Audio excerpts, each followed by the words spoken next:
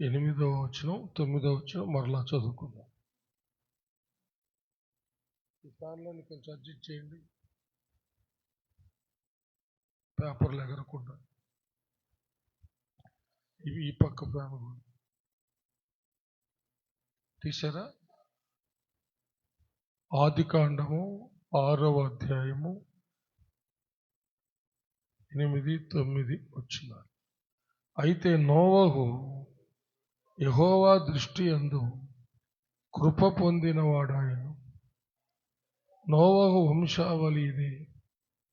నోవహు నీతిపరుడును తన తరములో నిందారహితుడునై ఉండెను. నోవహు దేవునితో కూడా నడిచినవాడు. దేవుడు తన పరిశుద్ధ వాక్యమును మన ఆత్మీయ మేళ నిమిత్తమై మనంతటిలో దీవించునుగాక. ప్రార్థించుకుందాం. ఆఫ్ చేసేలాగపోతే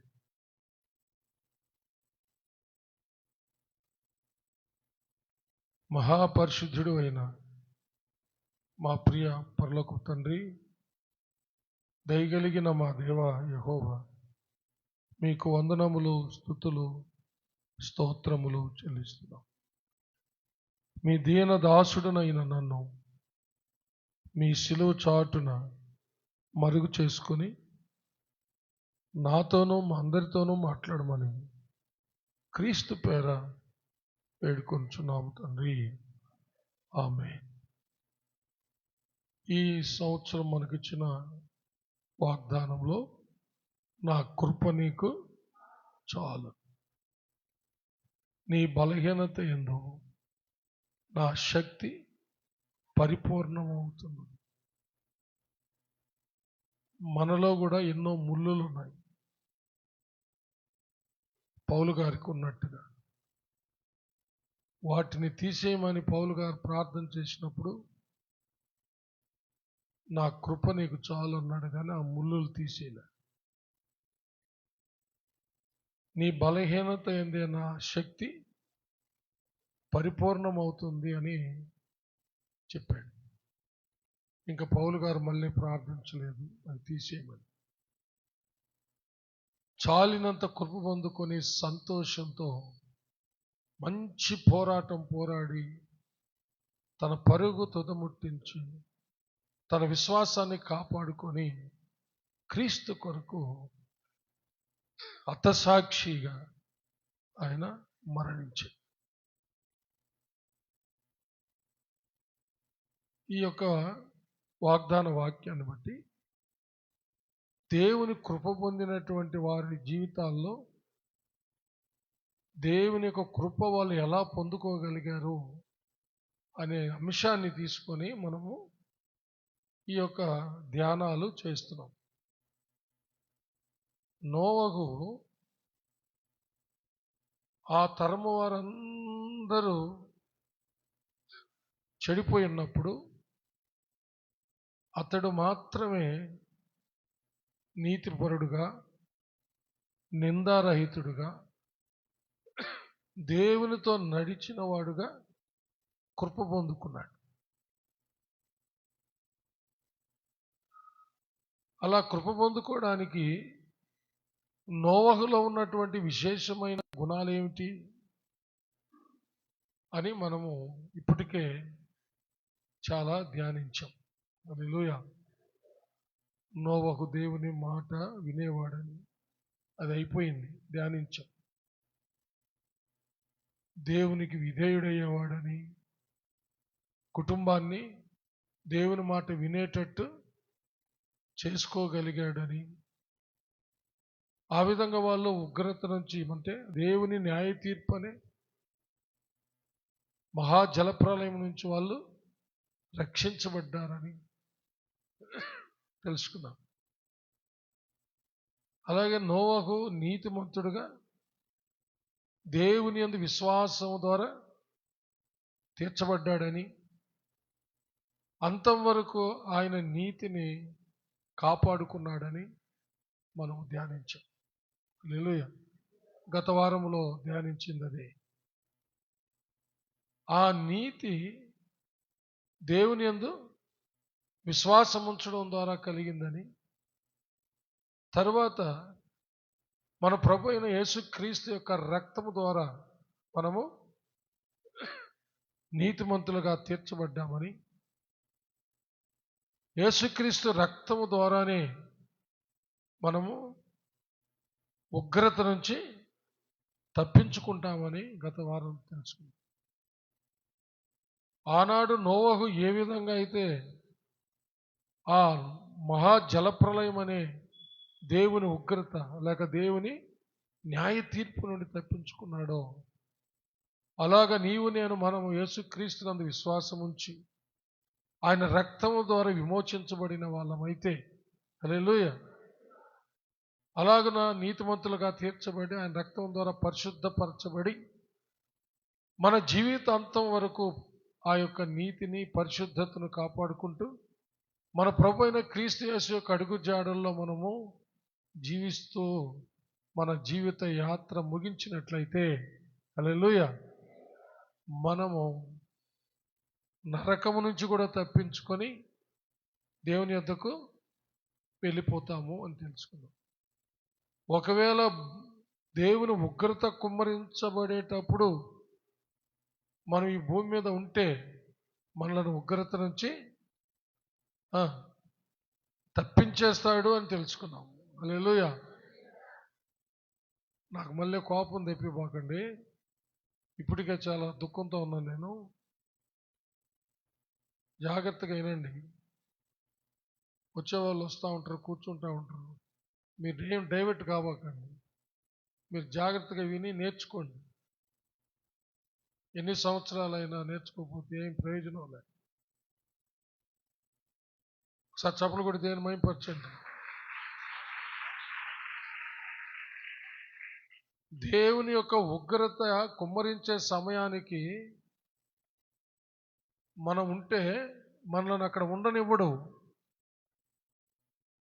నోవహు మాట విన్నటువంటి కుటుంబం, దేవుని మాటకు లోబడి విధేయులైనటువంటి నోవహు కుటుంబాన్ని ఆ పడవల ఓడలో పెట్టి ఎలా రక్షించాడో, హల్లెలూయా, మనలను మధ్యాకాశంలో పెట్టి మనలను రక్షించబోతున్నాడు. రాబోతున్న మహా ఉగ్రతను మనము తప్పించుకోబోతున్నాం. పోయిన వారం చాలా స్పష్టంగా తెలియజేశాను ఇవన్నీ మీకు. పవిత్రురాలైన కన్యక సంఘం, వధువు సంఘం, మనం ఆ పవిత్రురాలైన వధువు సంఘములోని పవిత్ర జీవితాన్ని జీవిస్తూ మనము మెలకువగలి ప్రార్థిస్తూ కనిపెడుతుంటే ఆ ఉగ్రత సమయంలో, హల్లెలూయా, దానికంటే ముందు రాబోతున్న మహాశ్రమలకు ముందుగానే దేవుడు భూమి మీద నుంచి సంఘాన్ని మధ్యాకాశానికి రమ్మంటాడు. ప్రధాన దూత శబ్దంతో, కడబూర ధ్వనితో, ఆర్భాటంతో ప్రభు మధ్యాకాశం దిగొస్తాడు. ప్రధాన దూత బోర, హల్లెలూయా, కడబూర, ఆ బోర రమ్మని పిలుస్తాడు అన్నమాట. పరిశుద్ధాత్మ దేవుడు భూమి మీద సిద్ధపరిచిన సంఘాన్ని తీసుకొని మధ్యాకాశానికి యేసయ్య దగ్గరికి వెళ్ళిపోతుంది. ఆ తర్వాతనే మహాశ్రమలు, ఆ తర్వాత మహా ఉగ్రత. గత వారం విన్నారు కదా, ఈ గొప్ప ధన్యత దేవుడు తన కుమారుడిని యేసుక్రీస్తు ద్వారా మనకు, ఆయన శిలువ మరణ పునరుద్ధానాల ద్వారా మనకు ప్రసాదించాడని, ఆయన శిలువ రక్తము ద్వారా, ఆయన చిందించిన రక్తం ద్వారా ఈ భాగ్యాన్ని కలిగజేశాడని. అందుకని ఒక విషయం చెప్పుకున్నాం. ఎంతమంది గుర్తుపెట్టుకో ఉన్నారో నాకు తెలియదు. మన మీద యేసయ్య రక్తపు గుర్తులు ఉన్నాయి. ఎంతమంది గుర్తుందా? నిజంగా గుర్తుందా? నిజంగా గుర్తుంటే అల్లులే చెప్పండి. చాలా మందికి గుర్తు లేదు, అందుకని వాళ్ళు అల్లులే చెప్పరా. యేసయ్య రక్తం మన మీద ముద్రలుగా ఉంది, గుర్తులుగా. పరిశుద్ధాత్మ ముద్ర ఉంది మన మీద, హల్లెలూయా. యేసు రక్తపు గుర్తులు, పరిశుద్ధాత్మ ముద్ర, సీల్. ఎవరిలో అయితే ఉంటుందో వాళ్ళు మాత్రమే రాబోతున్న మహాశ్రమలను, ఉగ్రతను తప్పించుకుంటారు. ఆ తర్వాత నరకం అనే రెండవ మరణం, అగ్నిగంధకాలతో మండే గుండాన్ని కూడా తప్పించుకుంటారు. ఇది పోయిన వారం మీకు చాలా స్పష్టంగా పరిశుద్ధాత్మ దేవుని ప్రేరేపణతో నేను మీకు తెలియజేశాను. అయినా తెలియజేసింది నేను కాదు, పరిశుద్ధాత్మ దేవుడే. రెండవ విషయాన్ని క్లుప్తంగా, సమయం లేదు కాబట్టి క్లుప్తంగా రెండవ విషయాన్ని ఈరోజు ధ్యానిస్తాము. నా సమయం కూడా హరించిపోతుందని ఒక వేదన నాకు, అది కూడా ఉంది నా హృదయంలో. ఎవ్వరు పట్టించుకోవడం వల్ల, ఎంత చెప్పినా నడిపించే నాదుడు పట్టించుకోవడంలే, మాట్లాడేవాళ్ళు పట్టించుకోవడంలే, సాక్ష్యాలు చెప్పేవాళ్ళు పట్టించుకోవడంలే, ఆరాధనలు చేసేవాళ్ళు కూడా పట్టించుకోవడంలే. ఎవరి ద్వారంలో పోతా ఉన్నారు కానీ ఏమి ఒక పద్ధతి, ఒక క్రమము, ఒక టైము అనేది అసలు ఏమి పట్టించుకోవడం లేదు. ఈ విషయాలన్నీ నన్ను చాలా ఇబ్బంది పడుతున్నాయి. మీకు ఎన్నో విషయాలు చెప్పాలనుకున్నాను, నేను చెప్పలేకపోతున్నాను. నేను ఒక వేదన కూడా ఉన్నాను. నేను సేవకు వచ్చిన తొలి దినాల్లో నేను ఒక సందేశాన్ని రాసుకుంటే మధ్యాహ్నం 3 గంటలైనా సరే మాట్లాడుతూ ఉండేవాడిని. 10:30కి ఆరాధన స్టార్ట్ చేసి మధ్యాహ్నం 3 గంటల దాకా ఎవ్వరు కదిలేవాళ్ళు కాదు. ఆరంభ దినాల్లో దేవుడు నన్ను సేవకు పిలిచి, నేను మొదట ఎల్డర్ ఇన్ఛార్జిగా ఆయన్ని ప్రతిష్ట చేయబడినప్పుడు కూర్చొని నా దగ్గర ఒకే ఒక కాన్ఫిడెన్స్ ఉండేది అంతే.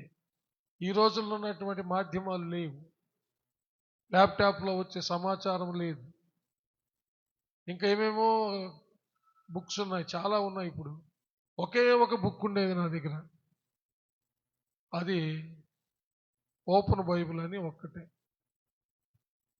దాన్ని దగ్గర పెట్టుకొని దేవుని ఆత్మ ప్రేరేపణతో ఒక సందేశాన్ని చక్కగా రాసుకునేవాడిని. 10:30కి గుడి ఆరంభిస్తే 3 అయిపోయేది, అయినా నేను ఆపేది లేదని ఆ రోజు ఇచ్చిన అన్నమంతా, భోజనం అంతా పెట్టేవాడిని. అంతే, ఎవ్వరు కదిలేవాళ్ళు కాదు. వాక్యం ద్వారానే ఇంత అభివృద్ధి జరిగినాయి మన సంఘాలు. హల్లెలూయా. వాక్యం లేకపోతే అభివృద్ధి చెందదు. వాక్యమే కావాలి. ఆయనే మన ప్రభు అయిన యేసయ్య. చాలామందికి హడావుడి వెళ్ళిపోవాలని, చాలామంది లేటుగా రావడం. ఏం ప్రయోజనం? ఏం ప్రయోజనం లేదు. ఆలస్యంగా వచ్చేవాళ్ళు సగం వింటారు.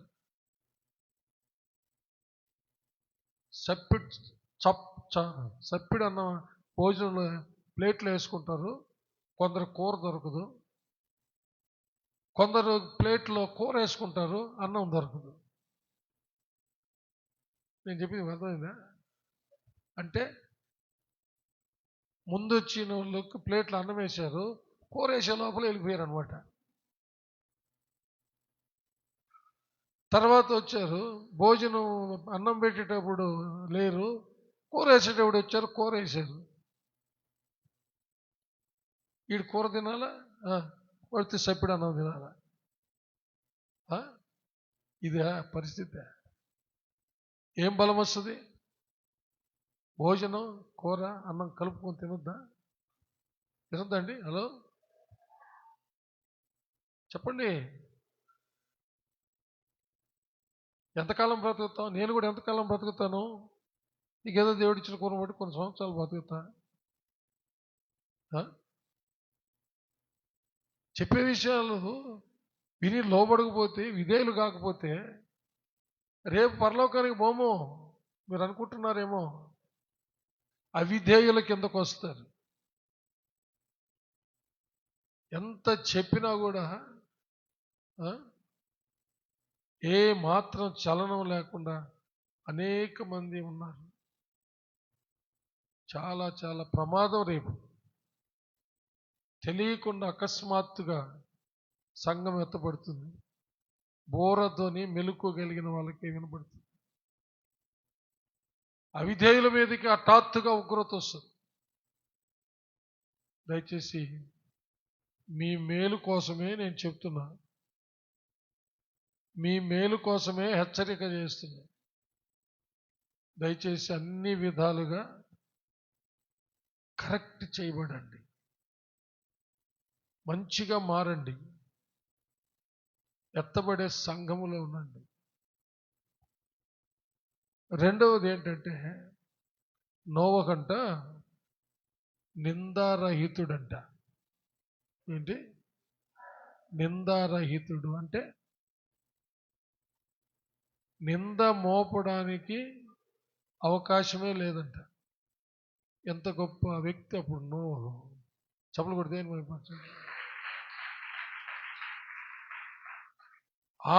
అంత చెడ్డ తరములో ఆ తరం వాళ్ళంతా చెడిపోయి ఉంటే నోవహు ఒక్కడు మాత్రం చెడిపోకుండా ఉన్నాడు. ఎంత చెడిపోకుండా ఉన్నాడంటే, వీడు పలాని విషయంలో చెడిపోయాడు రా అని చెప్పడానికి కూడా వీల్లేదంట. గట్టిగా చెప్పలు కొట్టాలి. దయచేసి జాగ్రత్తగా పైన ఉన్న వాళ్ళు కూడా ఏనండి, జాగ్రత్తగా మనసు పెట్టండి. అంత చెడిపోయిన తరంలో పలాని విషయంలో తప్పిపోయాడు రా వీడు, ఓకే 90% ఓకే, 10% బాగలేదు, 50% ఓకే, 50% బాగలేదు, అట్లేమిలే 10%. హల్లెలూయా. చప్పలు కొడితే నింద మోపడానికి వీలు లేనంతగా నోవహు జాగ్రత్త పడ్డాడు. నీవు నేను కూడా జాగ్రత్త పడొద్దా? వద్దా? ఏ జబ్బు వస్తుందో ఏ వ్యాధి వస్తుందో అని లక్షలు దాచిపెట్టుకుంటామే, దానికి జాగ్రత్త పడతామా? మరి ఏ జబ్బు వస్తుందో ఏమొస్తుందో 4 లక్షలు ఆడ పెట్టండి అంటే నువ్వు ఆ డబ్బు పెట్టుకున్నందుకే జబ్బు వస్తుంది. ఏది మీకు అర్థమైందో లేదు నాకు తెలియదు. మీరు ఏ జబ్బు వస్తుందో ఏమొచ్చి పడుతుందని డబ్బు పెట్టుకున్నారే, ఆ మనసును బట్టే ఆ జబ్బు లేక ఆ ప్రమాదం వస్తుంది. ఏమిలే అట్టగానే మేము డబ్బులు దాచిపెట్టుకోవద్దు అంటారా పాస్టర్ అని అంటారా? దాచిపెట్టుకో, కానీ ఆ మనస్సుతో కాదు. ఏ మనసుతో? ఏది వచ్చి పడుతుందో దానికోసం అని దాచిపెట్టబాక, నీ ధనం దాచిపెట్టుకో. హలో, అర్థమైందా? ఈ మధ్యన ఒక పాస్టర్ గారు ఏదో చెప్తే మన సందీప్ చెప్పాడు, ఎప్పుడు మరణం వస్తుందని అకౌంట్లో 1 లక్ష రూపాయలు వేసి పెట్టున్నాను సందీప్ అని చెప్పాడంట. నాకు చెప్పాడు Sandeep.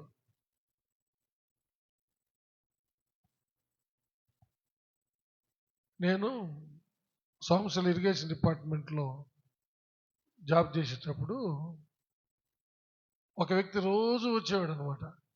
Sir sir sir sir ఒక 100 రూపాయలు ఇన్సూరెన్స్ చేయి సార్, నీ మనవడికో మనవరాలకో 1 లక్ష రూపాయలు వస్తాయి సార్, చేయనని చెప్తా ఉండే. రోజు బతిలాడుతున్నాడు. నా జీవిత బీమా నా ప్రభువయ్య నేను కట్టనని చెప్పా. కట్ల నా స్నేహితులు ఎల్ఐసి ఏజెంట్స్ నా చదువుకున్న వాళ్ళు, ఆఖరికి మన పెద్ద పాస్టర్ గారి పెద్ద కోడలు కూడా ఎల్ఐసి ఏజెంట్గా ఉండి ఆమె కూడా చాలా శోధించింది. మీకెంత అంకుల్ 50,000 ఇన్సూరెన్స్ చేయండి అని. తర్వాత చెప్పాను నేను ఆ సిస్టర్కి, విశ్వాసంతో బతుకుతున్నాను సిస్టర్, మీ మామయ్య నేర్పించాడు మాకు విశ్వాసం. 50,000 ఎంత అంటున్నావే అంటే, ప్లాట్లు అమ్మినప్పుడు నాయనోళ్ళు కారు కొనుక్కున్నాం, సెకండ్ హ్యాండ్ కారు ఒమ్ని నాయనోళ్ళది కొనుక్కున్నాం ఫస్ట్. వాళ్ళు దాన్ని కొనుక్కునేటప్పటికే ఎంతో డబ్బులు ఉన్నాయి సల్మాన్ వాళ్ళ దగ్గర అని చెప్పేసి అలా ఆలోచించేసి నేను ఒకసారి బెంగళూరుకి మీటింగ్కి పోతే నేనున్న గదిలోకి వచ్చింది, 50 రూపాయలు ఎంత అంకుల్, 2-3 పాలసీలు తీసుకోండి అంకుల్ అంటాను. అమ్మ నేను కట్టిన అంటున్నాడు. తర్వాత ఇంకా ఊరికి ఇసిగిస్తున్న తర్వాత చెప్పా, హలో, మిమ్మల్ని నేను పాలసీలు కట్టుకోవద్దని చెప్పలేదండి. నాది నాదే, మీది మీదే. నాకు తెలియదు. ఇంతవరకు కూడా నేను ఎల్ఐసి పాలసీ ఏది కూడా కట్టలేదు. ఆరోగ్య బీమాకు కూడా కట్టలేదు నేను. సంఘస్థుల దగ్గర కూడా చేయించమని చాలామంది వచ్చారు. ఎల్ఐసి చేయించండి సార్, సంఘస్థులకి మంచిది. కాలు యాక్సిడెంట్లు అంట, కాలు తెగిపోతే ఎంత, చెయ్యి తెగిపోతే ఎంత అంట. వచ్చింది ఒక బ్యాచ్ మన దగ్గరికి. మన సంఘం పెద్ద సంఘం అని తెలుసుకొని ఏబిఎం కాంపౌండ్ నుంచి వచ్చారు. ఇన్సూరెన్స్ సాల్మన్ పాస్టర్ దగ్గర చాలామందికి చేయించేసాను.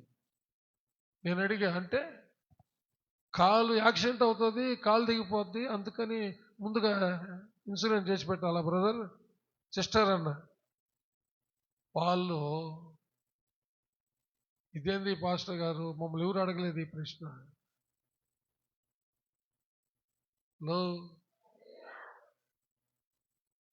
నేను చేయను, నా సంఘస్థుల దగ్గర చేపిను.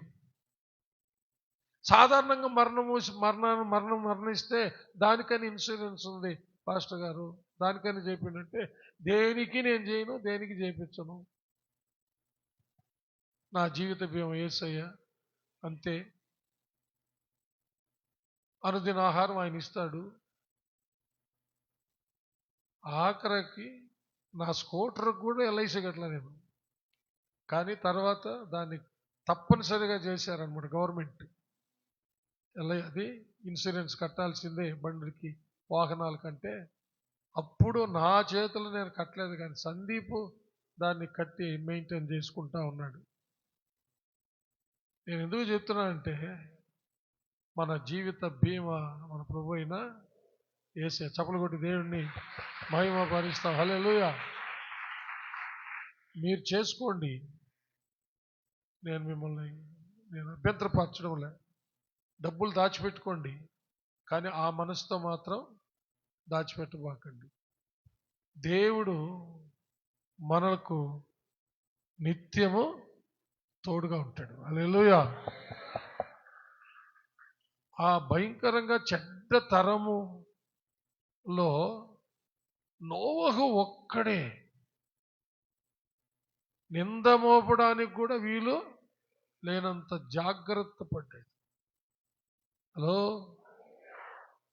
దేవుని చిత్తం నెరవేర్చే విషయంలో ప్రథమంగా జాగ్రత్త తీసుకోవాలి. హల్లెలూయా. మొన్న కాల్ ఆపరేషన్ చేసుకున్నప్పుడు డాక్టర్ అడిగాడు, ఏమన్నా హెల్త్ ఇన్సూరెన్స్ ఏమన్నా కట్టుండారా పాస్టర్ గారు అని మా సునీతని అడుగుతున్నాడు. అట్టేం లేదు మా పాస్టర్ గారు, ఏం కట్టలేదు. సరే ఇంత అవుతుందంటే పర్వాలేదు చేసుకుంటామని చెప్పాం. హల్లెలూయా. వాళ్ళు అడిగిన మాట, హెల్త్ ఇన్సూరెన్స్ ఏమన్నా చేసుకున్నారా పెద్దోళ్ళు కదా అని అడిగారు. హలో, దేవుని చిత్తం నెరవేర్చే విషయంలో నీవు జాగ్రత్త తీసుకుంటే నీ జాగ్రత్త దేవుడు చూసుకుంటాడు. హల్లెలూయా. చప్పలు కొట్టి దేవుని మహిమపడతాం. Praise lord. హల్లెలూయా, హల్లెలూయా. పౌలు గారి జీవితంలో కూడా ఇలాంటి సందర్భం ఒకటి ఉందండి. ఫిలిప్పీలకు రాసిన పత్రిక 3వ అధ్యాయము 6వ వచనాన్ని ఒకసారి చదువుతా ఉండి.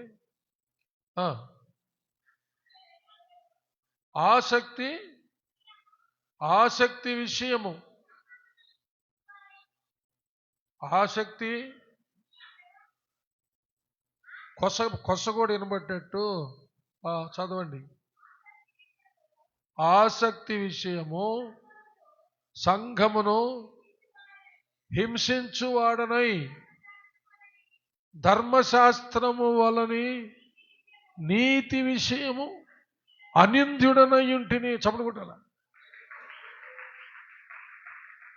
ఇది ఎంత గొప్ప మాటో తెలుసా? హల్లెలూయా.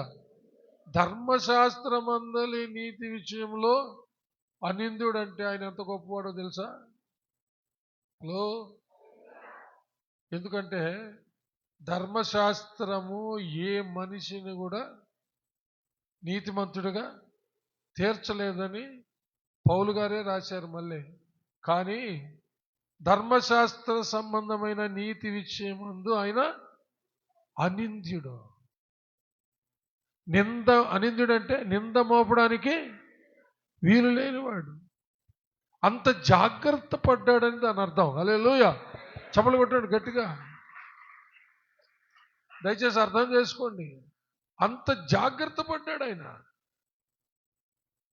పరపక్షమందుండేవాడు, శత్రువు, విరోధులు నింద మోపడానికి వీలు లేకుండా జాగ్రత్త పడ్డాడు. ఆ జాగ్రత్త మన జీవితంలో ఉండాలా?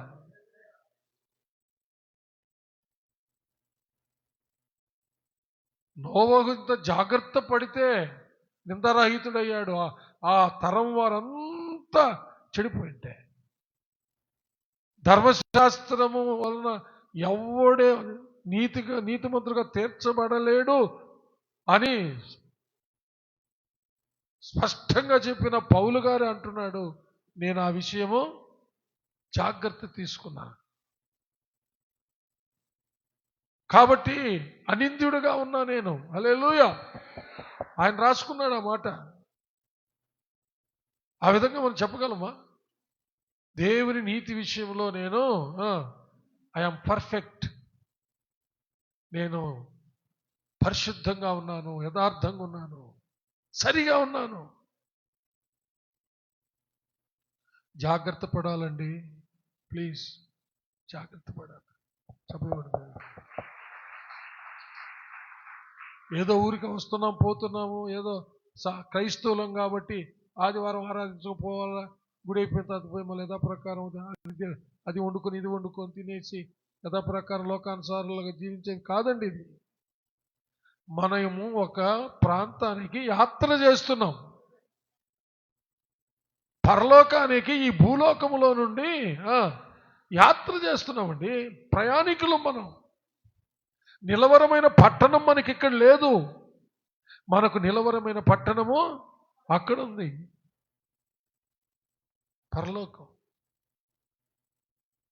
కాబట్టి దేన్ని ఈ భూమి మీద నమ్ముకొని నువ్వు ఉంటావు? ఇది నీది కాదే, ఇది నువ్వు వదిలిపెట్టాల్సిందే. అందుకే నీ దేహం మీద కూడా మమకారం పెట్టుకోకూడదు, ఈ భూమి మీద కూడా మమకారం పెట్టుకోకూడదు. ఆఖరికి నువ్వు ఎంతో ఉదయం లేచి సాయంత్రం దాకా పోషించుకుంటున్నావే, ఈ దేహాన్ని కూడా వదిలిపెట్టాల్సి వస్తుంది కదా.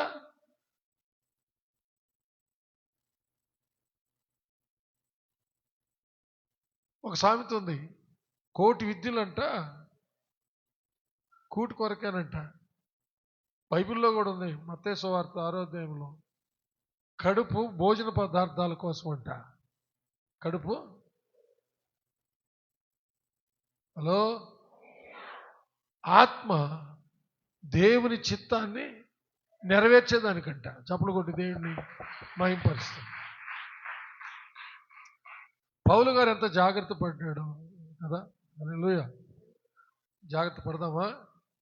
పడాలన్నా వద్దా? పడకపోతే రేపు అంతే ఉగ్రతకు గురి అవ్వాల్సిందే, మహాశ్రమలకు గురి అవ్వాల్సిందే. జాగ్రత్త పడదాం. తీతుకు రాసిన పత్రిక 2వ అధ్యాయము 7-8 వచనాలు.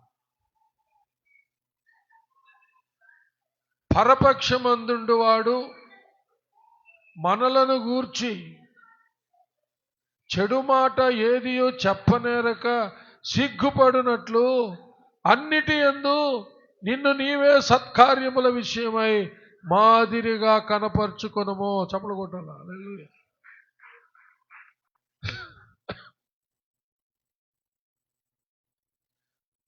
చూశారండి, విన్నారండి? హలో. పరపక్షమందుండేవాడు నింద మోపడానికి వీలు లేకుండా, అంటే వీడు పలాని చెడు చేశాడు, ఈమె పలాని చెడు చేసింది అని శత్రువైన సైతాను, వాడి సంబంధులు నేరారోపణ చేయడానికి, తప్పుని ఎత్తి చూపించడానికి, నేరాన్ని ఎత్తి చూపించడానికి మనల్ని వెంబడిస్తున్నటువంటి సైతాన్ చేతిలో, వాడి అనుచరుల చేతుల్లో పడకుండా జాగ్రత్త పడాలి. హల్లెలూయా. అంటే పరపక్షం ఉందన్నటువంటి సైతాను వాడి సంబంధులు నీలో నాలో ఏం వెతుకుతున్నారంట? నిందలు వెతుకుతున్నారు. ఒక నింద మోపడానికి అంటే చెడు వెతుకుతున్నారు నీలో. ఆ చెడుని ఎత్తి చూపించడానికి.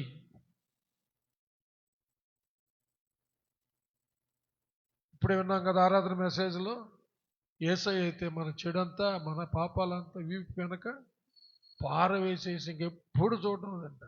కానీ సైతాన్ మాత్రము నీలో ఉన్న బలహీనతలను ఎత్తి చూపించి నీవు దోషివి, నువ్వు పాపివి, నువ్వు వేశ్యవి, నువ్వు వ్యభిచారివి, నీవు దొంగవి, నువ్వు ద్రోహివి అని చెప్తా ఉంటే మనం చెప్పాలా, నా ప్రభు నా ద్రోహాన్ని క్షమించేశాడు, నా పాపాన్ని ఎప్పుడో క్షమించేశాడు, ఆయన రక్తంతో నన్ను కడిగి పవిత్రపరిచేశాడు, ఈరోజు నేను ద్రోహిని కాదు, పాపిని కాదు, అపవిత్రుణ్ణి కాదు, నా ప్రభు యొక్క రక్తము ద్వారా విమోచించబడిన వాడివి.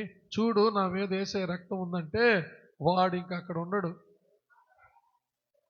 వీళ్ళకి సత్యం తెలిసిపోయిందని చెప్పి వాడు ఇంకా పరారు. అలా కాకుండా కూర్చొని అవును నేను ఒకప్పుడు చాలా ఘోరమైన పాపం చేశాను, తప్పు చేశాను, ఆ పాపాలు ఇప్పుడు నా బిడ్డ మీదకి వచ్చాయి అని కూర్చొని, బిడ్డకి ఏదైనా బాగలేదనుకో, ఇంట్లో ఏదైనా శోధన వచ్చిందనుకో, వాడు చెప్తాడు నువ్వు పలానప్పుడు పాపం చేసావే దానికి నీ బిడ్డకి బాగలేదని చెప్తాడు వాడు. హలో, పలానప్పుడు పలానా ద్రోహం చేసావే దానికి ఇప్పుడు నీ ఇంట్లో ద్రోహం జరిగిందని చెప్తాడు వాడు. ఇంకా వాడు అటు చెప్పినప్పుడు కూర్చొని ఓ ప్రభువా నన్ను నేను ద్రోహిని అని చెప్పి మళ్ళా ప్రభు దగ్గర ద్రోహిని పాపిని అని ఏడ్చేది కాదు. ఏం చెప్పాలా వాడికి? నా ద్రోహం ఎప్పుడో క్షమించేశాను. అందుకని ఇందాక ఆరాధన మెసేజ్ మీరు వినలేదు కదా, కొంతమంది మంచి మెసేజ్ విన్నాం మేము. హల్లెలూయా. ద్రోహివి అని వాడు చెప్తే నేను ద్రోహిని కాదు ఇప్పుడు, నువ్వు పాపిని, నేను పాపిని కాదు ఇప్పుడు చూడబడాలి. హల్లెలూయా. నువ్వు అపవిత్రుడివి కాదు, నేను పవిత్రుడిని, నా యేసయ్య రక్తం ద్వారా విమోచించమని. వాడు ఇంకెక్కడ ఉంటాడా అక్కడ. వాడు ఈ సత్యం ఎప్పుడైతే నువ్వు మాట్లాడతావో నిన్ను కృంగదీయడానికి వచ్చాడే వాడు ఇంకా. కానీ ఈ రోజుల్లో ఈ సత్యం కూడా తెలియని క్రైస్తవులు ఎంతోమంది ఉన్నారు. ఏదన్నా జరగకూడదు ఇంకా కుంగిపోతూ ఉంటారన్నమాట. ఈ మధ్యన ఒకటి విన్నా, ఎక్కడో గ్రామాల్లో విన్న సంగతి, మన ఎలవారి దిన్నెలో విన్నా, సాయంత్రం 6 గంటలకే తలుపేసుకుంటున్నారంట, దెయ్యాలు తిరుగుతున్నాయి. ఏం చేయాలి? అందుకని ఇందాక అంత బాధపడింది నేను. ఇన్ని సంవత్సరాల క్రైస్తవ జీవితం, క్రీస్తునందరి విశ్వాసం ఏమైంది? క్రైస్తవ కుటుంబాలు 6 గంటలకి తలుపేసేస్తున్నారు, దెయ్యాలు తిరుగుతున్నాయంటే ఇంక ఎందుకు క్రైస్తవ బ్రతుక?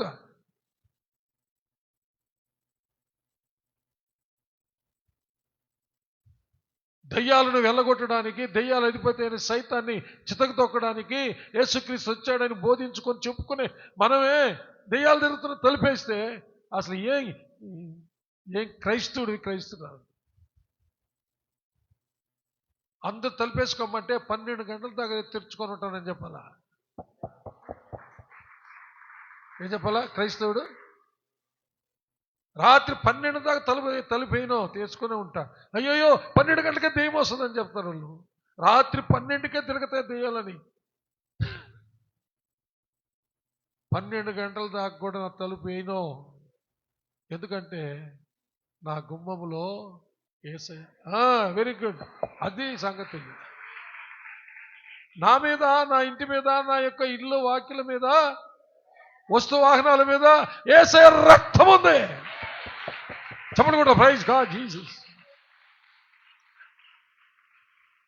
వాడు ఏమేమో నింద మోపాలని ఎన్నెన్నో చూపిస్తూ ఉంటాడు. మనం కూడా పరపక్షమందుండు వాడు నింద మోపడానికి వీలు లేకుండా జీవించగలం. హల్లెలూయా. లేకపోతే ఈ మాట రాసి ఉండేవాడు కాదు తీతుకి. ఏమాట?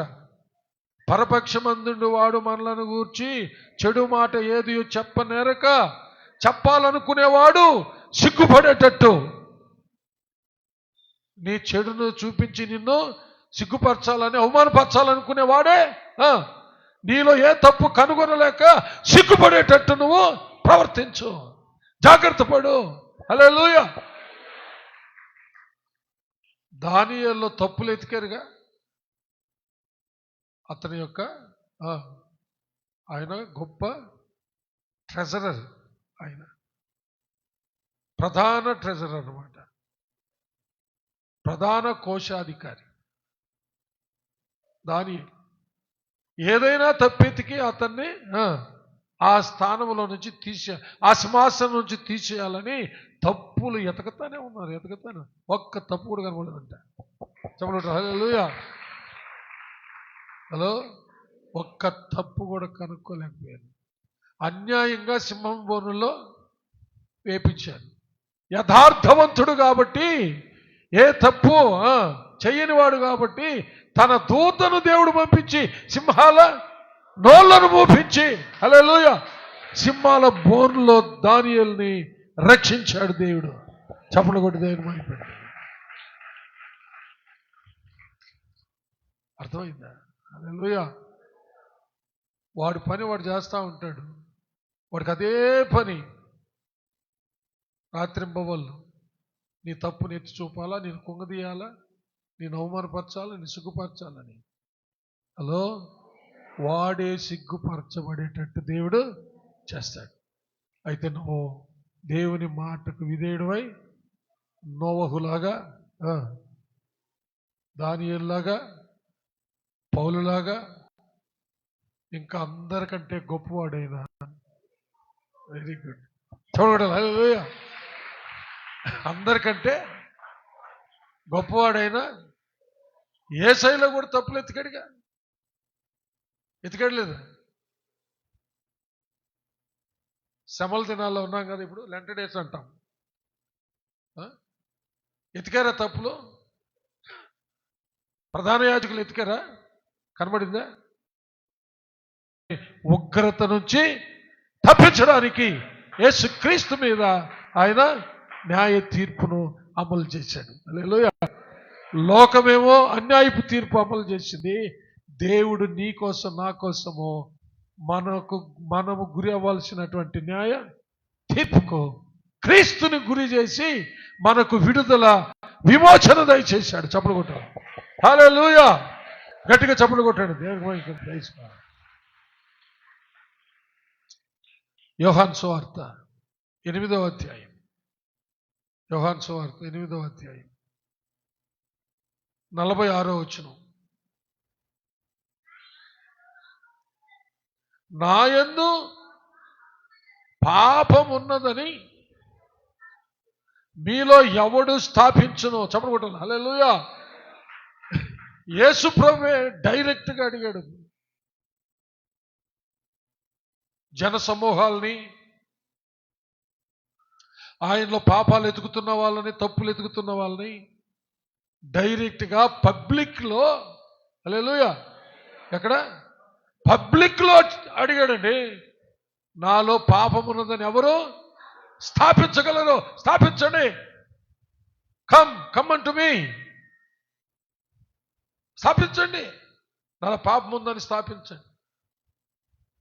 ఒక్కడు కూడా స్థాపించలేదు. కాబట్టి నోవహు కంటే, పౌలు గారి కంటే, దానియేలు కంటే గొప్పవాడు మన ప్రభు. హల్లెలూయా. ఏ తప్పిదము లేనివాడు ప్రభువే అన్నాడు, స్థాపించండి. మీ చేతనైతే నేను దోషినని స్థాపించి నన్ను శిక్షించండి అని అడిగాడు. ఎవ్వరు కనుక్కోలేదు. ఎందుకు శిక్ష వేశారంటే అన్యాయంగా తీర్పు తీర్చి శిక్ష వేశారు ఆయనకు, అంతే. తప్పు ఉండి కాదు, ఎవ్వరు స్థాపించలేకపోయారు. అందుకనే యోహాను గారే తను రాసిన పత్రికలో 3వ అధ్యాయం, మొదటి పత్రిక 3:5లో ఆయన యేసు ప్రభుకి ఎంతో సమీపంగా ఉండే సేవకుడు, అతను రొమ్మును ఆనుకున్న సేవకుడు అని సాక్ష్యం ఆయనకి. చదువుమా. పాపములను తీసివేయుటకై పాపములను తీసివేయుటకై ఆయన ప్రత్యక్షమైనని మీకు తెలియను. ఆయన యందు పాపము ఏమీయూ లేదు. హల్లెలూయా. యోహాను సాక్ష్యం ఇది. శిష్యుడని యోహాను యేసు ప్రభుకి చాలా దగ్గర రొమ్మున ఆనుకున్నవాడు అనమాట. అందుకని ఆయనకి ప్రకటన గ్రంథమంతా రాసే ధన్యత ఇచ్చాడు. హల్లెలూయా. యోహాను అంటున్నాడు, పాపము లేనివాడు కాబట్టి పాపములను తీసివేయగలిగాడు అంటున్నాడు. హల్లెలూయా. పాపము లేనివాడే పాపములను తీసివేయగలడు. ఒక గుడ్డివాడు ఇంకో గుడ్డివాడికి దారి చూపిస్తాడా? ఒక పాపి ఇంకొక పాపిని పరిశుద్ధపరచగలడా? పాపం లేనివాడు కాబట్టి యేసుక్రీస్తు పాపులైన మన పాపములను తీసివేసి మనలను పరిశుద్ధపరచగలిగాడు. చప్పలు కొట్టి దేవుని మహిమపడతాం. అలాగే పేతురు కూడా, ప్రథమ శిష్యుడైన పేతురు కూడా అంటున్నాడు తన మొదటి పత్రిక 2వ అధ్యాయంలో 21, 22, 21 తోమ ఆయన పాపము 21 నుంచి చదవమా. క్రీస్తు కూడా, ఒక్కరు చదవండి. క్రీస్తు కూడా మీ కొరకు బాధపడి మీరు తన అడుగు జాడల యందు నడుచుకొనున్నట్లు మీకు మాదిరి ఉంచిపోయెను. ఆయన పాపము చేయలేదు, ఆయన నోటను ఏ కపటమును కనబడలేదు. చప్పలు కొట్టి దేవుని మహిమ. Praise God. ఇది ప్రథమ శిష్యుడైన పేతురు సాక్షి. అందుకనే ఆయనే మనకు మాదిరి. హల్లెలూయా. ఇంకెవరో కాదు, యేసు ప్రభువే మనకు మాదిరి. అందుకనే జాగ్రత్త పడాలని నిజంగా నువ్వు ఈరోజు ఆలోచిస్తే యేసు ప్రభు యొక్క అడుగు జాడల్లో నడవాలి. జాగ్రత్త పడాలి. నిజంగా నీ ఈరోజు నువ్వు భయముతో భక్తితో ఈ సందేశాన్ని విని నువ్వు నిజంగా గ్రహిస్తే నీ జాగ్రత్త ఏమిటంటే, మనకు ఎవరైతే తన అడుగు జాడలను మాదిరిగా ఉంచిపోయారో, ఏ పాపము లేనివాడు, ఏ పాపము చేయనివాడు అయిన మన ప్రభువైన యేసుక్రీస్తు యొక్క అడుగు జాడలే మనకు మాదిరి. హల్లెలూయా. దేవునికి మహిమ కలుగును గాక. అపోస్తలుడైన పౌలు గారు తిమోతికి ఒక విషయం రాశాడండి. 4వ అధ్యాయము, మొదటి పత్రిక 4వ అధ్యాయము 16వ వచనం. నిన్ను గూర్చియు నీ బోధన గూర్చియు జాగ్రత్త కలిగి ఉండము. చెప్పలు కూడా. హల్లెలూయా. పౌలు గారు తిమోతికి చెప్తాడు, జాగ్రత్త కలిగి ఉండు, జాగ్రత్త కలిగి ఉండు. ఈరోజు నాకు చెప్తున్నాడు, జాగ్రత్త కలిగి ఉండాలా మనం. వీటిలో నిలకడగా ఉండము. నిన్ను గూర్చియో నీ బోధన గూర్చియో జాగ్రత్త కలిగి ఉండము. వీటిలో నిలకడగా ఉండము. నీవిలాగు చేసి నిన్నును నీ బోధ వినువారిని రక్షించుకుందుము. హల్లెలూయా. నువ్వేం బోధిస్తున్నావో ఆ బోధలో నిలబడు. నువ్వేం బోధిస్తున్నావో ఆ బోధలో నిలకడగా ఉండు. అలాగ ఉండడానికి జాగ్రత్త పడు. అప్పుడు నువ్వు రక్షించబడతావు. నీ బోధ విన్న వారికి కూడా నువ్వు మాదిరై వాళ్ళను కూడా నువ్వు రక్షించుకుంటావు. హల్లెలూయా. చప్పలు కొట్టి దేవుని మహిమపడు. సరే, జాగ్రత్త పడమన్నాడా? జాగ్రత్త పడ్డమన్న పౌలు గారు ఎలా జాగ్రత్త పడ్డాడు? తిమోతికి చెప్పాడు జాగ్రత్త పడమని.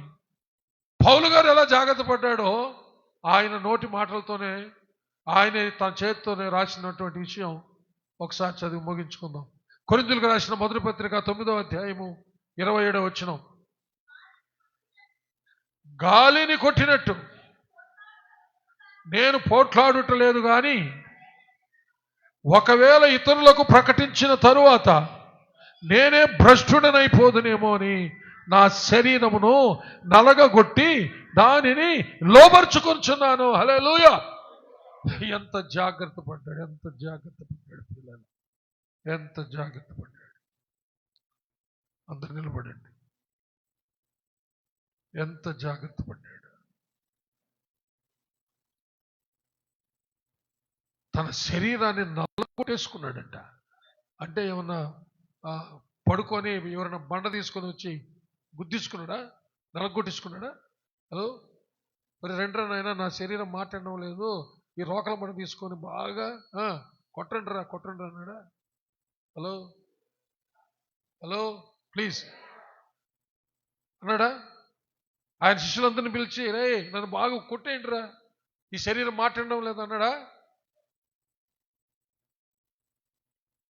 ఆయన శరీరం అంటే శరీర కార్యములు గల్తీలకు రాసిన పత్రిక 5వ అధ్యాయం 19 నుంచి చదివితే అక్కడ శరీర కార్యములు ఉన్నాయి. చదవండి ఒకరు. 5:19 శరీర కార్యములు స్పష్టమై ఉన్నవి. అవేవనగా చారత్వం, అపవిత్రత, కాముకత్వం, విగ్రహారాధన, అభిచారము, ద్వేషములు, కలహము, మత్సరము, క్రోధము, కక్షలు, విమతములు, భేదములు, అసూయలు, మత్తతులు అంటే నరహత్యలు అన్నమాట. మత్తతులు అంటే అల్లరితో కూడిన ఆటపాటలు. ఇయంట వీటికి ఇంకో తర్జుమాలు ఏముంది తెలుసా? వ్యర్థమైన తాగుబోతుల విందులు వినోదాలంట. వీటిని నలగొట్టుకోవాలా? చెప్పులు కొడితే వీటిని నలగొట్టుకోవాలా?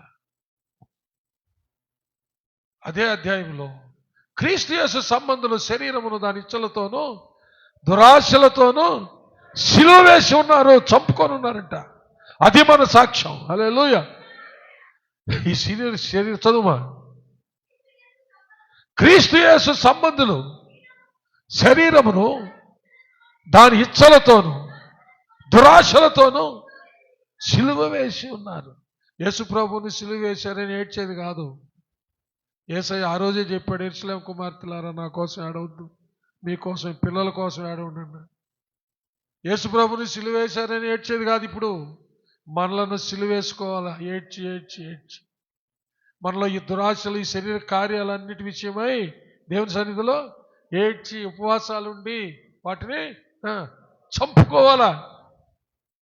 అది అప్పుడే నువ్వు జాగ్రత్త కలిగిన వాడు అవుతావు. హల్లెలూయా. అందరి తలంచి ఒక్కసారి ఆలోచించండి. అలాగే పేతురు గారు కూడా 2వ పత్రిక 3వ అధ్యాయంలో అంటాడు, ఆ దినము దొంగ వలె వస్తుంది కాబట్టి మీరు జాగ్రత్త కలిగి ఉండండి.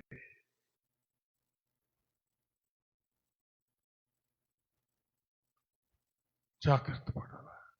పడదామా? పడకపోతే రేపు చాలా ఘోరమైన పరిస్థితి.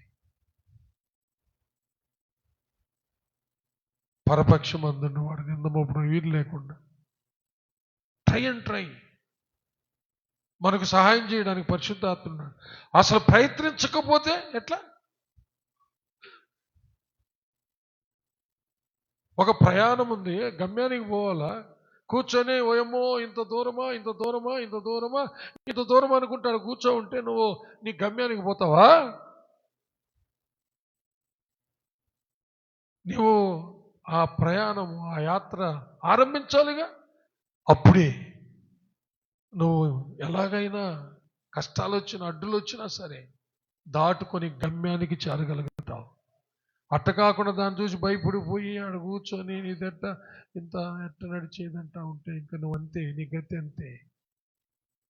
జాగ్రత్త పడదాం పిల్లరా. ఒక్కసారి ఆలోచించండి. ఒక అలవాటు అయిపోయింది. ఏం రాయి తప్పు చేస్తున్న క్రైస్తవు అంటే ఓయబ్బా దావీదే చేశాడు, అంతలో దావీదే చేస్తే నేను చేసే తప్పేందనే వాళ్ళు ఉన్నారు ఈ రోజుల్లో. కాదు, నీ ముందు యేసయ్యను చూడు. యేసయ్య అడుగు జాడలు మనకు మాదిరి. చప్పలు కొడి దేని మహింపరచండి. దావీదు అడుగు జాడలు కాదు, ఇంకొకరు అడుగు జాడలు కాదు. మనకు ఒకే ఒక అడుగు జాడల మాదిరి పౌలు గారికైనా సరే, పేతురుకైనా సరే, నీకైనా నాకైనా సరే, దావీదుకైనా సరే, ఎవరికైనా సరే యేసు ప్రభు యొక్క అడుగు జాడలే. హల్లెలూయా. అవి మనకు మాదిరిగా ఉంచిపోయాడంట.